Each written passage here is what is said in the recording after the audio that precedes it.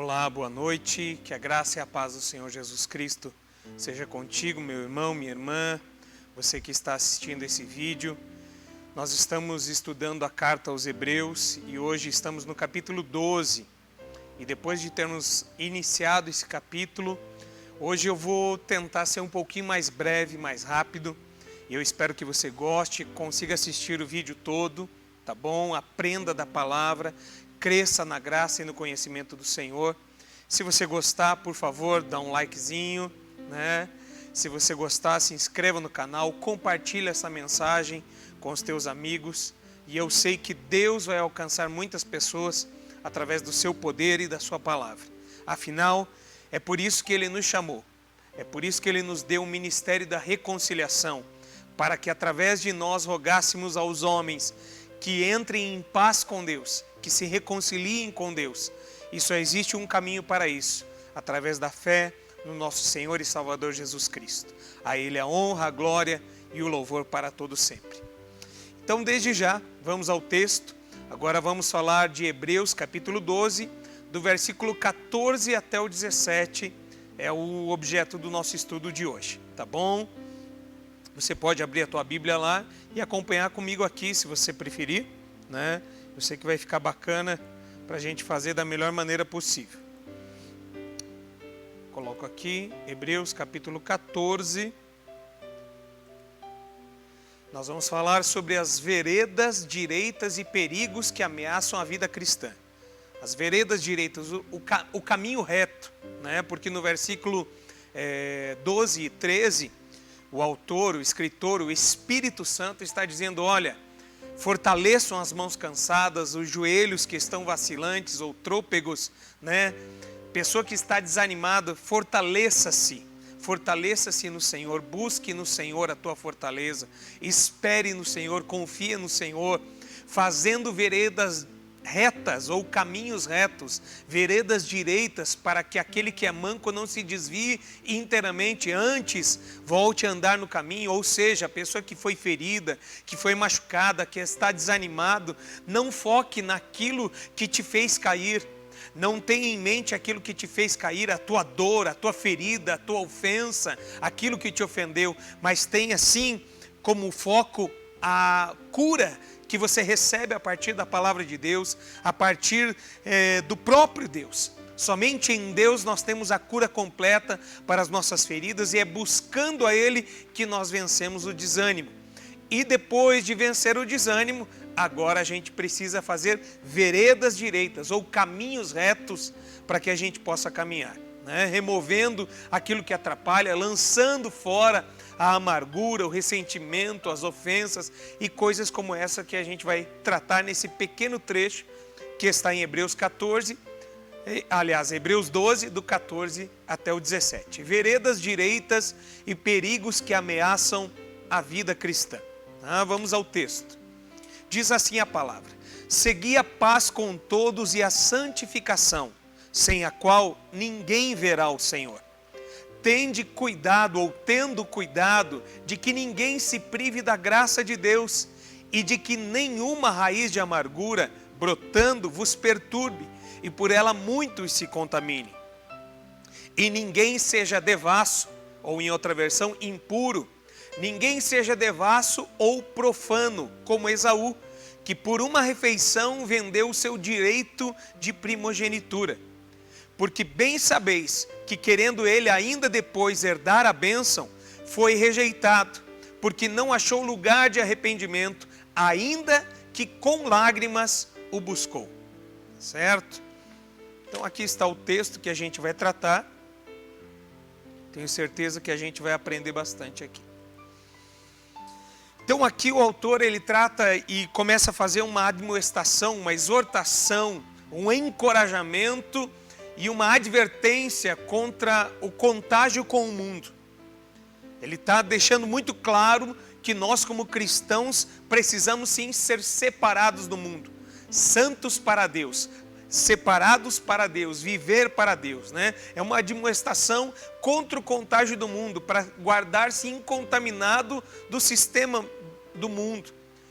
Porque algumas vezes de maneira deliberada ou outras vezes de maneira inconsciente, a gente acaba se vendo igualzinho às pessoas do mundo, agindo como as pessoas que não conhecem a Deus, né? Sempre vai existir, guarde bem isso, sempre vai existir aqueles que pensam que as normas cristãs são desnecessariamente difíceis, desnecessariamente estritas e meticulosas. Sempre vai existir aquele tipo de cristão que pensa que é difícil demais servir a Deus, e eles nunca veem o porquê não devam se envolver nas coisas do mundo, naquilo que o mundo chama de prazer, e desfrutar de tudo aquilo que o mundo chama de prazer, de êxito, né? Sempre vão existir aqueles que se amoldam com o mundo, adotando a forma de viver do mundo, né? Adotando as normas do mundo para vida e conduta. Então sempre vai existir esse tipo de pessoa. E aqui o apóstolo, o Espírito Santo, o autor aos Hebreus está deixando muito claro que nós não podemos ser como os demais que não têm esperança. Nós não podemos aceitar viver como ímpios, sendo que já temos recebido luz, já temos recebido conhecimento, já temos recebido salvação em Cristo Jesus. Uma vez que fomos salvos, né, assim como o povo de Israel, enquanto estava no Egito, Deus os salvou e depois demonstrou o seu amor, o seu cuidado, e demonstrou que Ele é Senhor. E agora, sendo o Senhor, Ele precisa ser obedecido. Então Ele entrega agora os mandamentos ali a Moisés, entrega a legislação do povo de Deus, do reino de Deus, né? E Jesus veio já agora na dispensação da graça, e nós não seguimos a lei que os israelitas seguiam, mas seguimos sim a lei que Jesus Cristo prega, e afirmou-se, a lei moral permanece a mesma dos 10 mandamentos. A lei moral ainda é a mesma, mesmo depois de Cristo. Nós servimos a Cristo e obedecemos a palavra de Deus. É assim que o cristão de verdade deve seguir, deve continuar, deve progredir na fé, tá certo? Aqui então o Espírito Santo está expondo o que seriam os caminhos retos, expostos antes, falados antes no versículo 12 e 13. Ele está dizendo, o que seriam esses caminhos retos? Em primeiro lugar, os cristãos devem esforçar-se em prol da paz com todos. Tenham paz com todos, né? Até que ponto a gente consegue ter paz com todo mundo, né? Em primeiro lugar, os cristãos devem esforçar-se em prol da paz com todos.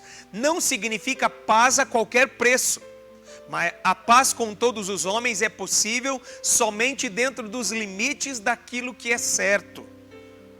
Ok? A paz só é possível somente dentro dos limites daquilo que é certo. Por exemplo, tá? Existem ocasiões que eu e você vamos ter que tomar posição em prol de causas justas, e vamos nos tornar antagônicos ou opostos com outras pessoas. Então essa diferença de entendimento acerca das coisas não quer dizer que eu odeio aquela pessoa. É apenas uma diferença de entendimento sobre o que é certo e errado, e dentro desse entendimento do que é certo, eu vou ter que me posicionar contrário àquele que faz errado, que pensa de uma maneira errada, né? Isso não quer dizer que eu odeie ou que eu não tolere essa pessoa, simplesmente a nossa opinião é diferente. Então, a opinião sendo diferente, eu vou poder, no máximo, suportar, no máximo tolerar, mas nunca andar em acordo com essa pessoa. Eu espero estar me fazendo entender. Vou repetir. Há ocasiões em que tomar uma posição em prol de causas justas traz antagonismos. É uma diferença de entendimento sobre certo e errado. Pode até não gerar ódio, mas certamente fará que não haja acordo para seguir junto na vida. Conforme está em Romanos 12, no versículo 18. Se for possível, no quanto depender de vós, tenham paz com todos. E agora eu não estou falando paz com os irmãos. Afinal, se somos irmãos, temos um só pensamento, temos o mesmo pensamento, ou devemos ter a mesma forma de pensamento. Quer ver um exemplo? Por exemplo, na política. Infelizmente, existem pessoas que eu amo muito, mas que não consigo e não posso andar junto por questões políticas, né? Porque quando se trata de certo e errado, eu não posso concordar com aquilo que esse meu amigo, essa minha amiga me diz, porque eu entendo que aquilo que ela está dizendo é errado quando confrontado com a palavra de Deus. Quando confrontado com a verdade. O que é a verdade, pastor? Verdade é aquilo que Deus diz. Certo é aquilo que Deus diz. Então, antes de qualquer ser humano, aquilo que Deus diz, isso sim é o certo. Ok? Tratado desse ponto, mostrando que, apesar de eu não estar andando com alguém que não compartilha da fé, não quer dizer que eu o odeie, mas esta não é a paz que está em foco aqui, porque ele está escrevendo a carta a leitores cristãos. Então eu creio que ele está falando sobre a paz, esta paz que deve ser guardada no meio da igreja, o vínculo da perfeição, o amor que deve ser mantido, né? Essa paz fraternal que eu e você precisamos ter com os nossos irmãos, tá? Então, paz com todos. Esse é o primeiro ponto que trata ali. Que tipo de paz, né? O que é paz e que tipo de paz está se tratando aqui? Com licença.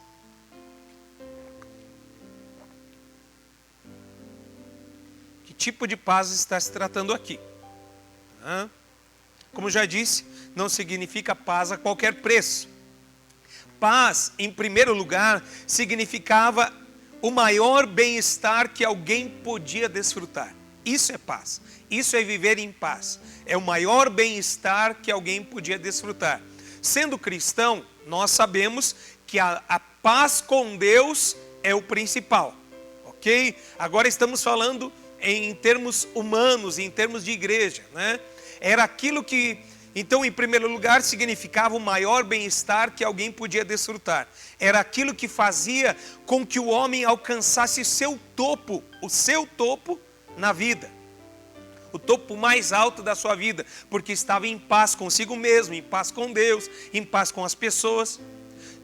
Segundo os judeus, esse bem-estar supremo encontrava-se na obediência a Deus. Segundo a Bíblia, nós podemos afirmar, esse bem-estar se encontra quando estamos de bem com Deus, né? Na obediência à vontade de Deus. Provérbios 3:1 está escrito assim: Filho meu, não esqueça dos meus ensinos, e o teu coração guarde os meus mandamentos, porque eles aumentarão os teus dias e te acrescentarão anos de vida e paz.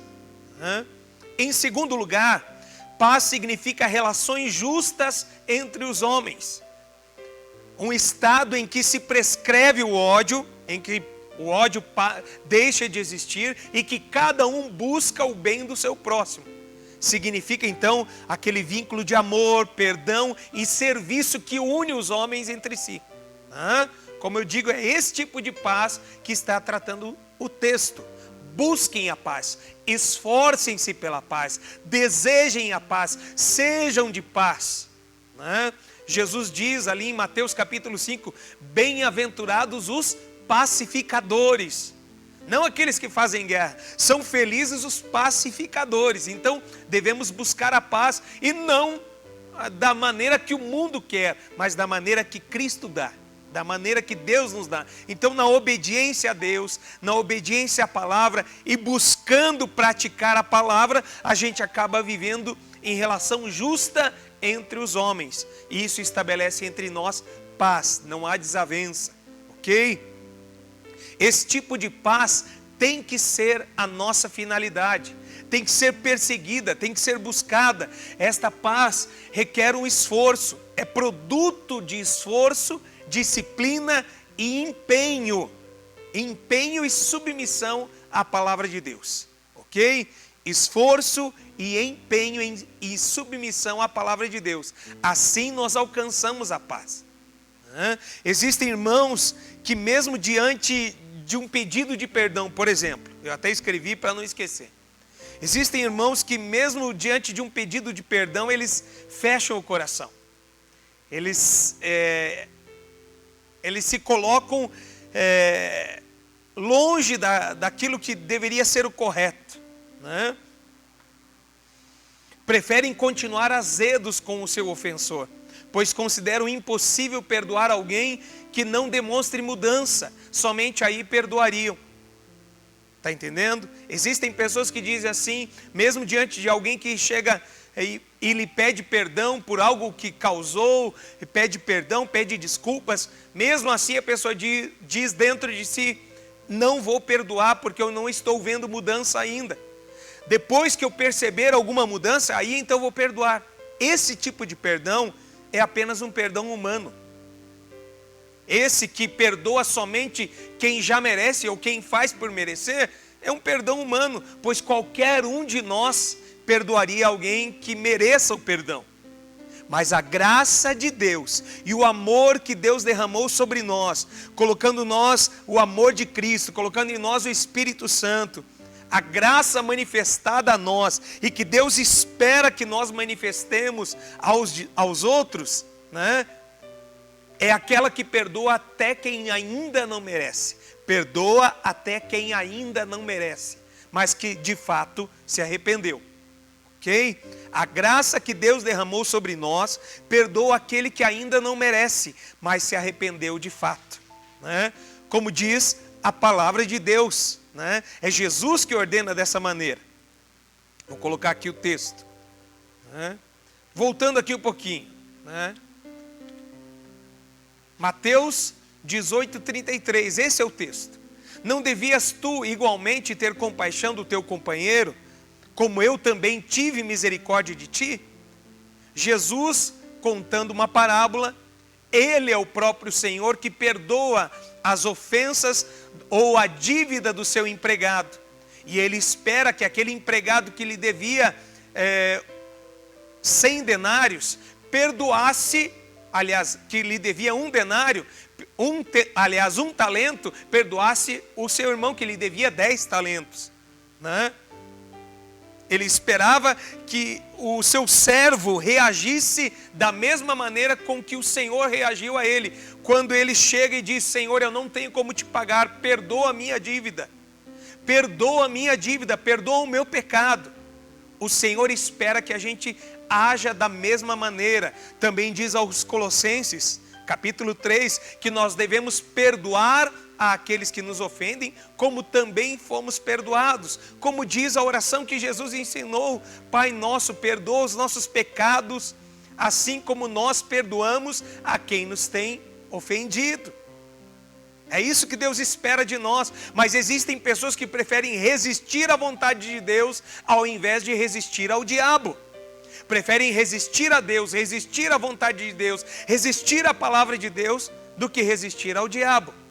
Submetei-vos, pois, à vontade de Deus.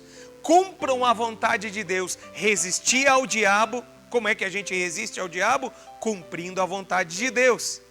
E então ele fugirá de vocês. Então o que Deus espera de nós é como diz nesse texto, Mateus capítulo 18, verso 33. Não devias tu igualmente ter compaixão do teu companheiro, como eu também tive misericórdia de ti? Esse tipo de perdão é divino e se manifesta naqueles que participam da santidade de Deus, como está no verso 10 de Hebreus 12 que a gente está estudando. Ok?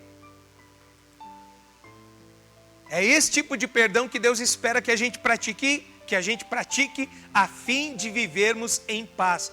Busquem a paz, esforcem-se pela paz, pratiquem a paz. Sejam pacificadores, vivam em paz, não em guerra. É isso que Deus espera de nós. O segundo objeto, ou o segundo alvo, que o Espírito Santo diz para a gente ali no verso 14 é: seguir a paz com todos e a santificação. O segundo ponto é a santificação. Sempre falamos em santificação, né? E vamos continuar falando. A santificação de fato acontece desde o dia em que entregamos a nossa vida a Cristo, fomos justificados por Ele, temos os nossos pecados perdoados pelo poder que há no sangue de Jesus e no sacrifício de Jesus no Calvário. Pela fé em Jesus somos perdoados, somos justificados, e a partir daí começa o nosso processo de santificação. Esse é o segundo objeto a ser perseguido, é a santificação, que vem seguido de uma causa qualificadora.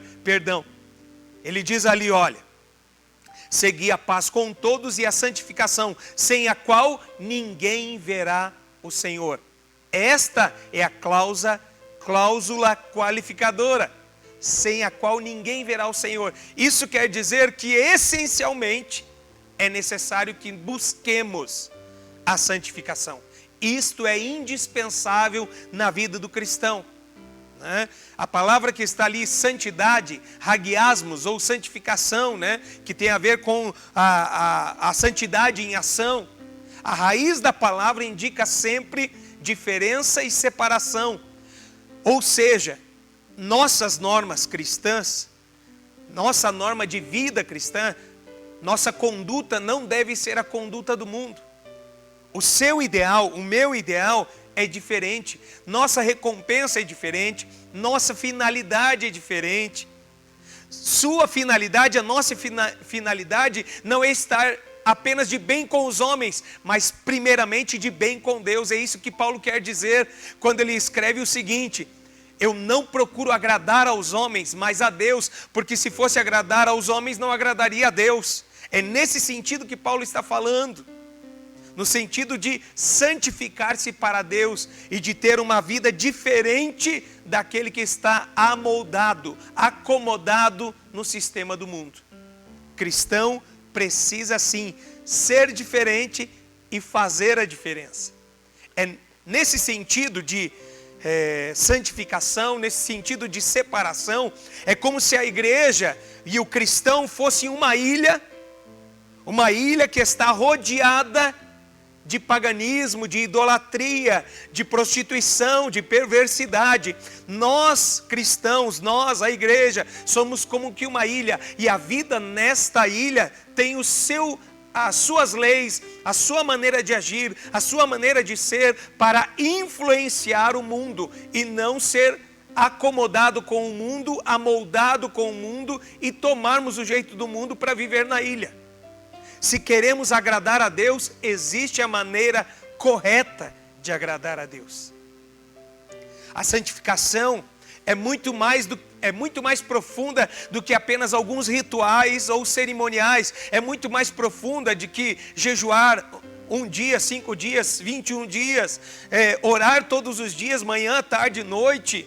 É muito mais do que orar e jejuar. Santificação tem a ver com dizer não ao pecado e dizer sim para Deus, dizer não para si mesmo e dizer sim para Deus, colocar Deus em primeiro lugar e a nós mesmos em segundo plano, deixar aqueles a quem nós amamos em segundo plano, primeiro o que Deus pensa, depois o que eu penso.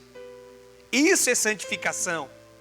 Santificação acontece à medida que a nossa mentalidade é transformada.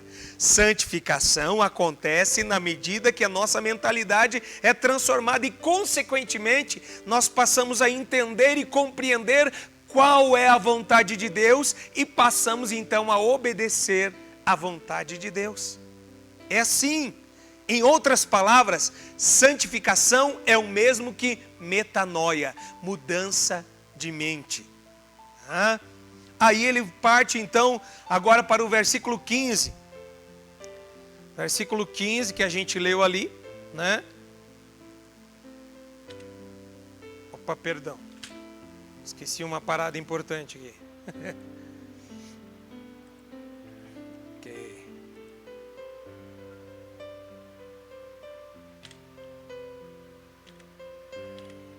Mateus 18, ok.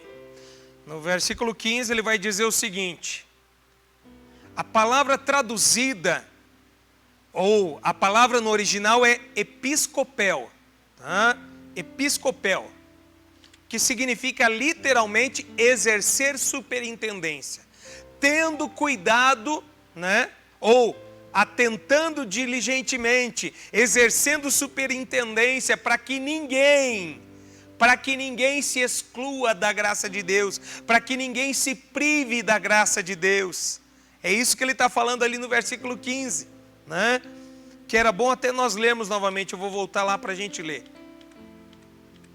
Tendo cuidado de que ninguém se prive da graça de Deus e de que nenhuma raiz de amargura brotando vos perturbe e por ela muitos se contaminem, né? Então é isso que significa aqui o tendo cuidado de que ninguém se exclua, tendo cuidado ou atentando diligentemente em outra versão. A palavra no original é episcopel, exercendo superintendente, olhando de cima, olhando o todo, né? Para que fazer isso? Para que ninguém se exclua da graça de Deus, para que ninguém se prive da graça de Deus por causa da amargura. Por causa da amargura. Eis aqui um dos perigos que ele está citando. Primeiro ele traça os caminhos retos, as veredas direitas, ele cita paz e santificação. Duas veredas direitas que não podem faltar no nosso caminhar com Deus. Agora ele passa a falar dos perigos, né, que nós podemos enfrentar mesmo andando nas veredas direitas, né? Então é necessário exercer superintendência para que ninguém se prive da graça, para que ninguém se exclua da graça de Deus. Ou como diz lá em 1 Coríntios 12, 25, para que não haja divisão no corpo, mas antes tenham os membros igual cuidado uns dos outros. Aqui vai algo importante. Muita gente pensa que só o pastor precisa cuidar dos irmãos. Muitos cristãos pensam que só o pastor precisa cuidar das ovelhas. Não, a Bíblia diz para que tenhamos igual cuidado uns dos outros. Isso não vai me eximir ou eximir qualquer pastor do seu trabalho e da sua responsabilidade, mas que todos nós tenhamos igual cuidado uns pelos outros. Esse cuidado tem a ver com respeito, amor, afeto, compreensão, saber reagir, né? Igual cuidado, igual respeito na autoridade de cada um, no lugar de cada um, no tempo e na maturidade de cada um. É sobre essas coisas que fala o texto aqui em 1 Coríntios 12. Então, focando agora em Hebreus 12, versículo 15. Existe o perigo de perder a graça de Deus. Ou como está traduzido na Nova Versão Internacional, excluir-se da graça de Deus. A graça de Deus representa aqui todos os benefícios que Deus nos tem dado na sua graça. Toda a bênção, toda a herança, tudo aquilo que Deus tem nos dado. Então não se prive daquilo que Deus tem proporcionado por intermédio da graça, por intermédio de Jesus Cristo e da sua graça, né? Todos os benefícios. É isso que trata aqui a graça, nesse ponto. Continuando. O que é que nos pode separar da graça, nos privar da graça? Ele diz ali, alguma raiz de amargura. Essa frase provém de Deuteronômio capítulo 29, versículo 18, onde descreve alguém que vai atrás de outras religiões, que vai atrás dos ídolos e ainda anima outros a agir da mesma maneira e traz então infecção, problema, doença para o meio do aprisco de Deus, né? A pessoa que fazia isso, que buscava os ídolos e ainda animava os outros a fazer da mesma maneira, ele contaminava os demais. Transformava-se então essa pessoa num fator pernicioso e mortífero na vida da comunidade. Uma pessoa que está amargurada no meio do rebanho pode contaminar a muitos. Eu tenho 16 anos de pastorado. 16 anos à frente de igreja, à frente do povo de Deus. E eu já vi muitas vezes, tanto nesses 16 anos, quanto nos 25 anos posteriores, né? Ou um pouquinho mais que eu tive de fé, servindo a Deus na igreja, né? Então, desde criança estou na igreja, sempre vi, mas principalmente depois que assumi o cuidado do rebanho, eu pude ver quanto dói uma pessoa amargurada. Uma pessoa amargurada divide o rebanho, divide a igreja, estraga o ambiente. Basta uma maçã podre para tornar todas as demais contaminadas pela sua podridão.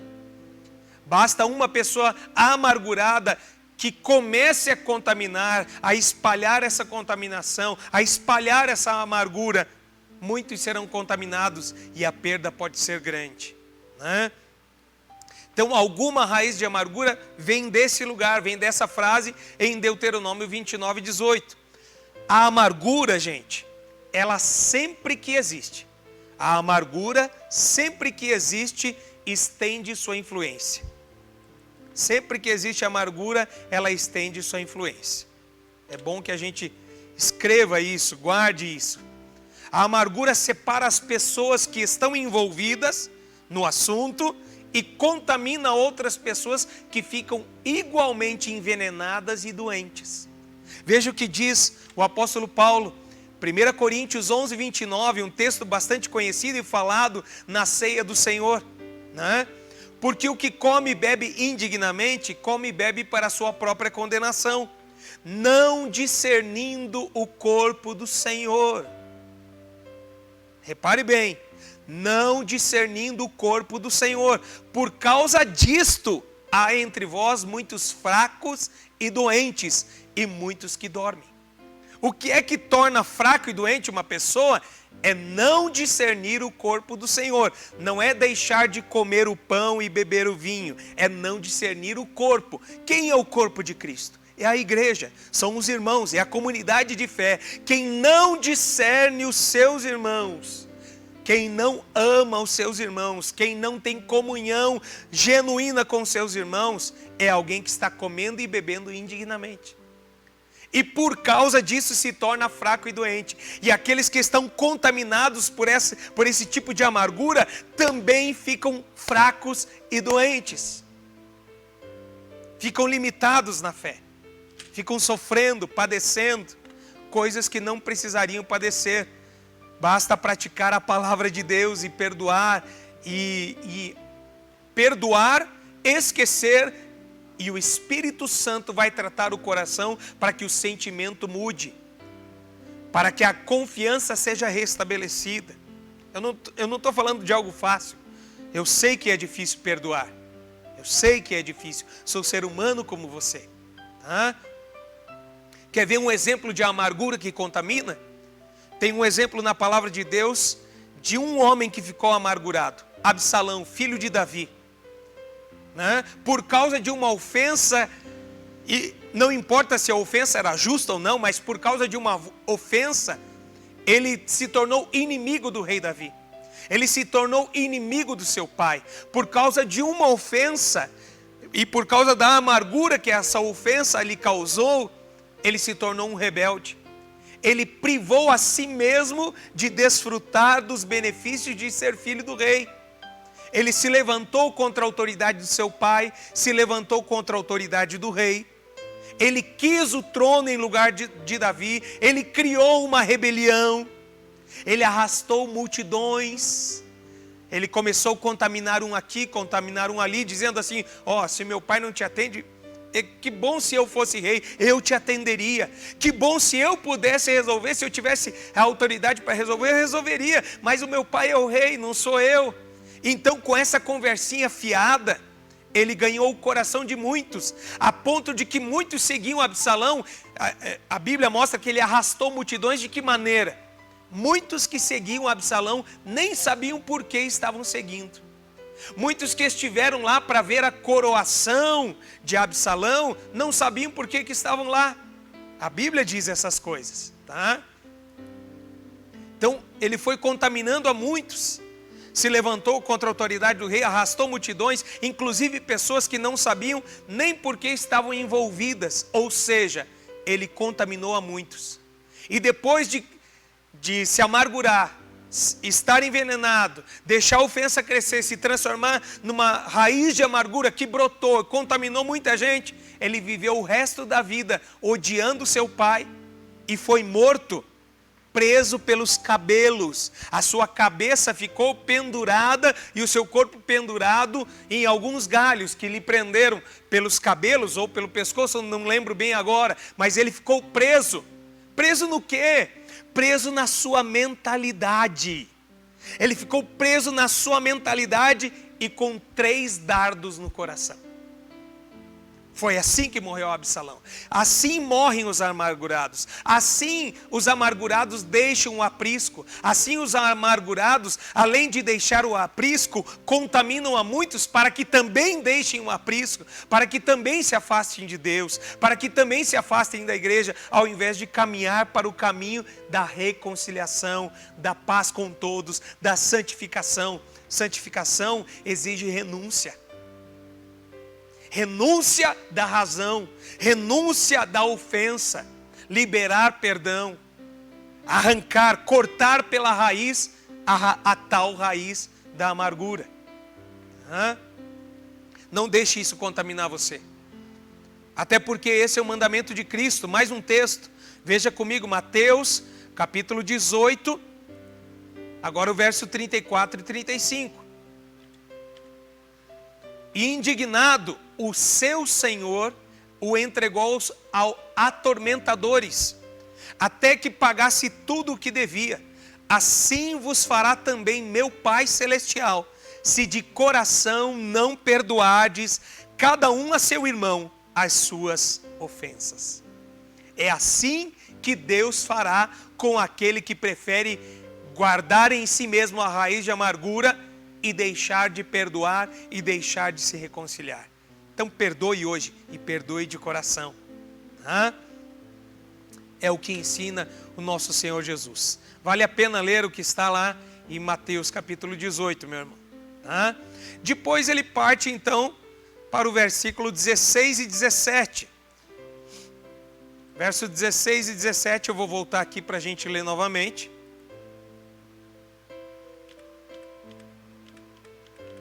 16 e 17. E ninguém seja devasso ou profano como Esaú, que por uma refeição vendeu seu direito de primogenitura.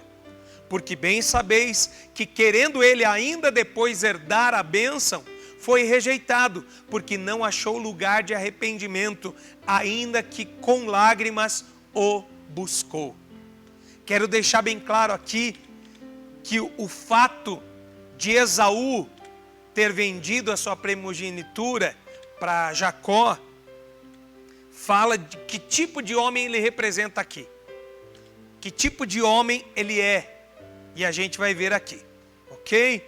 Então o verso 16 e 17 está falando o seguinte: o cristão tem que estar alerta contra toda queda na imoralidade ou recaída numa vida ímpia. O cristão precisa estar alerta contra toda queda na imoralidade ou uma recaída na vida ímpia. Tem que estar atento para não se desviar, tá? E as palavras que ele usa ali para descrever Esaú são as seguintes: pornos ou pornos e bebelos, né? Tá ali no videozinho, tá escrito ali em letras grifadas, né? Pornos ou bebelos, tá? Pornos de imundo ou devasso e bebelos de ímpio ou profano, tá? Quando que se usava essas palavras no grego? De que maneira elas eram usadas e o que elas significam, né? Bebelo se usava para uma pessoa não iniciada e desinteressada em contraposição ao homem devoto a uma religião, né? Alguém que rejeitava a Deus, alguém que era um renegado, um apóstata e que tinha abandonado a Deus. Descreve o homem cuja mente não reconhece nada superior àquilo que é visível, nada é superior ao mundo, às coisas que são possíveis de se comprovar, né? Descreve uma pessoa que para ele nada é superior ao mundo e não existe nada de sagrado. Uma vida ímpia é uma vida sem nenhuma consciência de Deus ou interesse nele ou por ele, né? Diz o tolo em seu coração, é o que está na palavra. Disse o nécio, disse o tolo em seu coração, Deus não existe. Né? Então a Bíblia chama pessoas que rejeitam a Deus, que ignoram a Deus, desprezam a Deus e consideram apenas aquilo que é visível como o todo, chama essas pessoas de tolas, de nécias, burras, tá? Que são pessoas que em seus pensamentos, suas intenções, seus prazeres e suas normas estão completamente atadas apenas àquilo que é visível, apenas a essa terra. O que impressionou o autor aqui da carta foi o fato de que mesmo Esaú chorando, com lágrimas nos olhos, ainda assim não foi mais possível que ele recebesse a bênção da primogenitura. Se você ler lá em Gênesis capítulo 27, Isaac o abençoa sim, porém não com a bênção da primogenitura. Esta ele já tinha dado a Jacó, já tinha entregue a Jacó, né? Afinal ali, de certa maneira, muito tempo antes, Esaú já tinha desprezado a sua primogenitura. Ele tinha desprezado esta primogenitura, essa graça, essa bênção, essa herança, né? Então, a palavra está ali, não achou lugar de arrependimento. No texto original aparece a palavra metanoias. Não achou lugar de arrependimento, está lá metanoia. Tá? Então traduz literalmente o grego, que pode ter o significado de que não haveria oportunidade para ele mudar as suas circunstâncias. Ok? Então o autor dessa carta está dizendo o seguinte: Esaú não teve oportunidade para o arrependimento. Usa-se a palavra metanoia, que literalmente significa mudança de mente. Você já vai entender o que eu quero dizer com isso.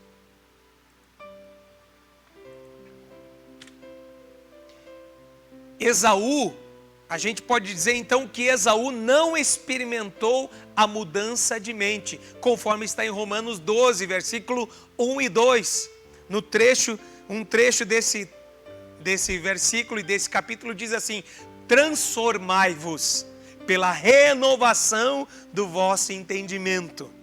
Renovação, transformai-vos, e renovação tem a ver com metanoia, mudança de mente. Né? Esaú não experimentou uma mudança de mente.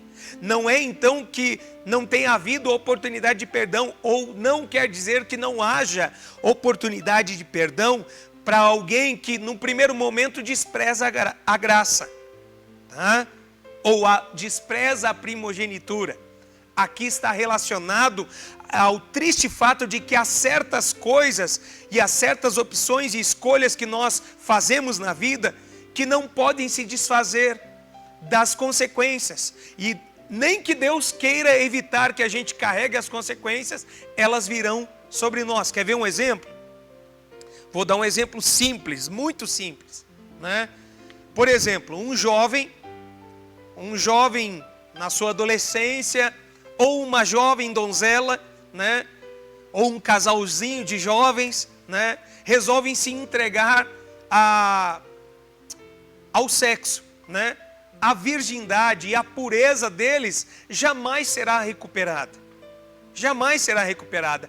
Ainda que eles venham ser perdoados, e eu creio num Deus que perdoa quando nós confessamos e nos arrependemos do pecado, ainda que eles peçam perdão, as consequências impedem que se volte o relógio, ou que voltem no tempo e eles possam voltar a ser virgens. É impossível serem novamente virgens. Perdoados sim, mas virgens não. Tá? Deus pode perdoar, mas logo sucedeu algo que não pode ser desfeito. Nem mesmo Deus fará voltar no tempo para que eles voltem a ser virgens. Tá? Há certas coisas nas quais o homem não pode mudar. O seu desejo de mudança, no caso de Esaú, o desejo de mudança de Esaú sobreveio muito tarde, aconteceu muito tarde.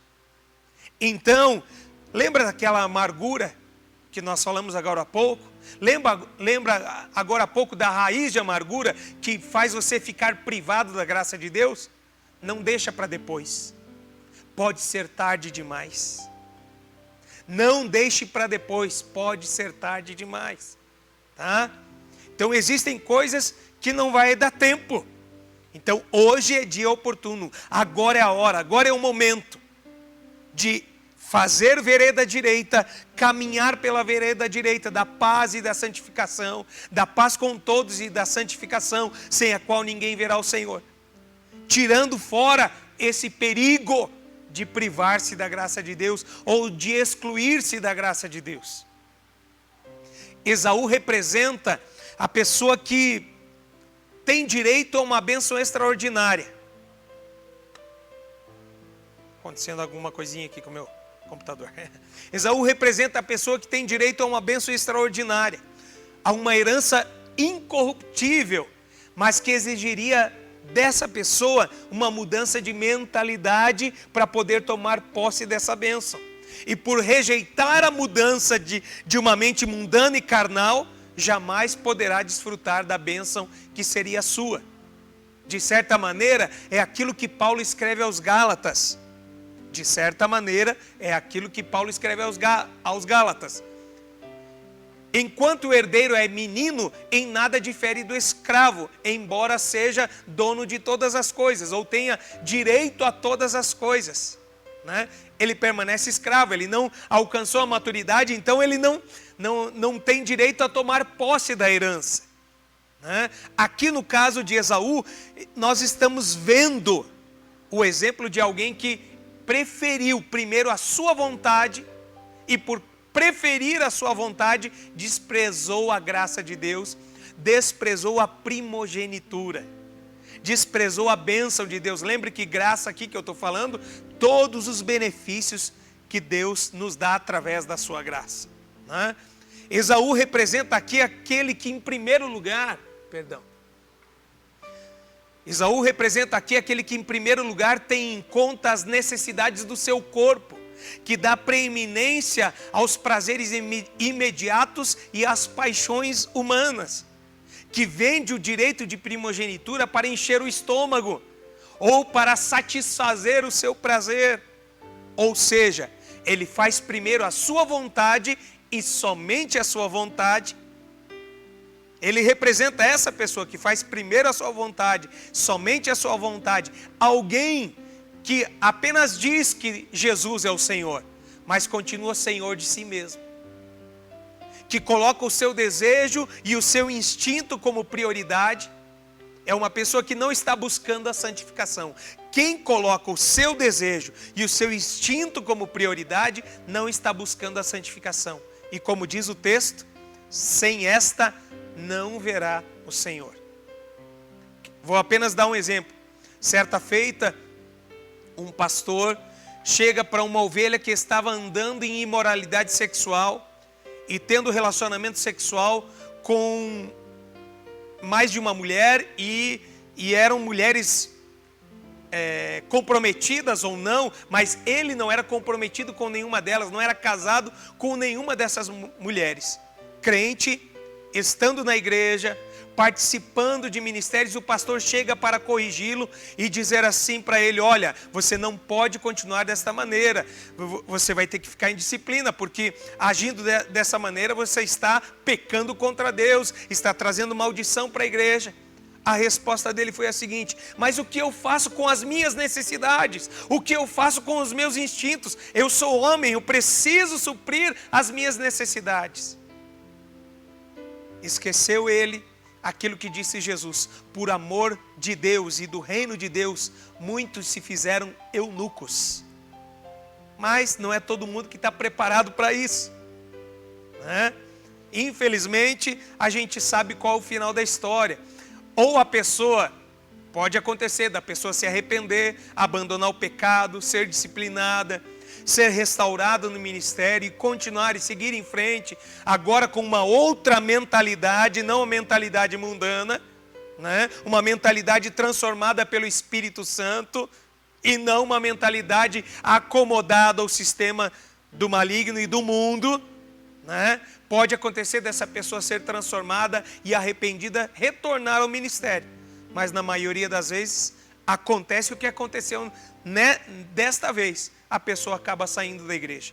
Quantas vezes isso já aconteceu comigo?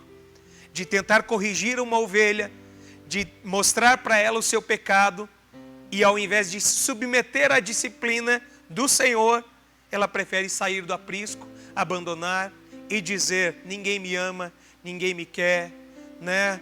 Essa igreja não presta, ou coisas do gênero. Tá?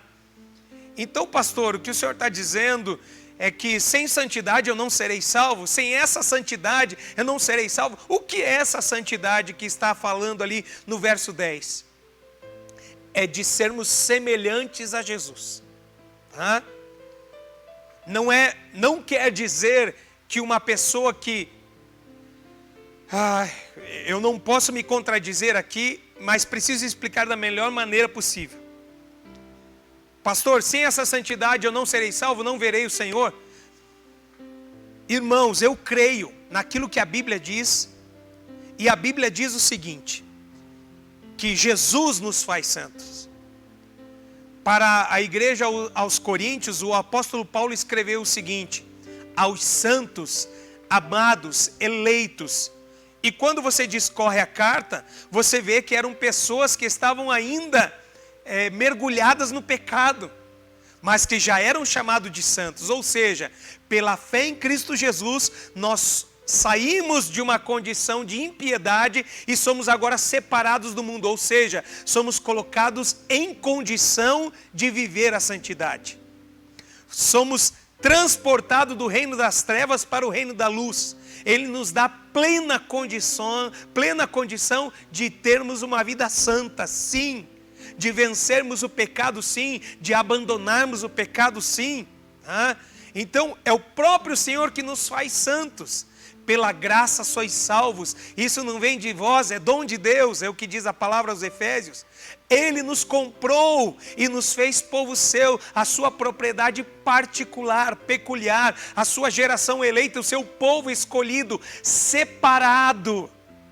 Foi Jesus que nos fez santos. Agora Ele nos deu condição, nos posicionou como santos e espera que nós busquemos a santificação. É isso que Deus espera de nós.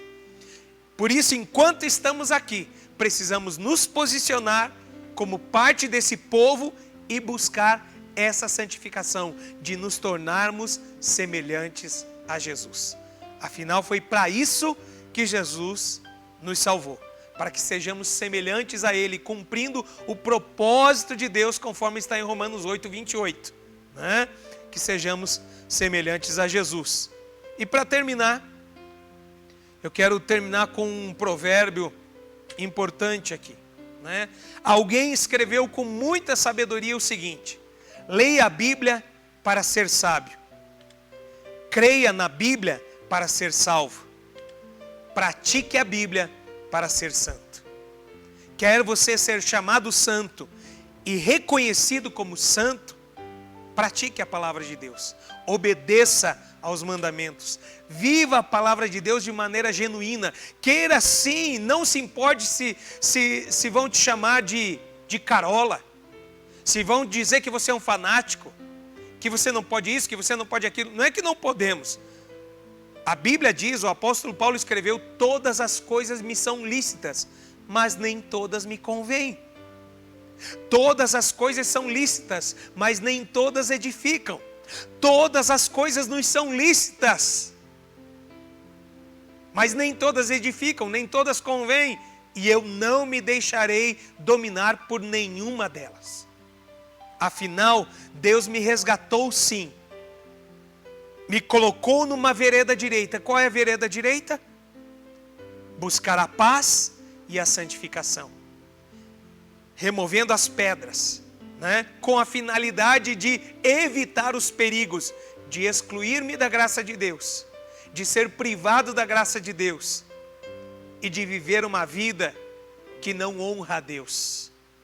Eu quero honrar o meu Deus e espero que você também, com a tua vida, com o teu testemunho e até com o teu arrependimento, Se você entende que precisa se arrepender, arrependa-se, confessa e começa novamente, ou segue em frente com Jesus, porque Ele sim te faz cada vez mais santo e cada vez mais parecido com Ele. Mudança de mente. Esaú não teve mudança de mente, ele representa a pessoa que não quis mudar de mente, e por isso as suas lágrimas não convenceram a Deus, não convenceram Isaac, não foram capazes de dar-lhe aquilo que já não era mais possível que ele recebesse. Eu espero que você receba esta palavra, essa advertência, como eu também recebo. Na fé que o meu Senhor é poderoso para cumprir a sua parte. E eu sei que pela graça sou salvo, mas enquanto eu estou aqui, quero ter um viver santo para glorificar o meu Deus, e naquele dia ser chamado santo e irrepreensível na presença de Deus e na presença dos homens. Um abraço a todos e eu volto a pedir para você, dá o seu like, compartilha, se inscreve no canal, ativa o sininho aí para você receber as notificações. Eu estou produzindo apenas para a nossa igreja e para todos aqueles que são interessados em crescer na graça e no conhecimento. Que Deus abençoe e até mais.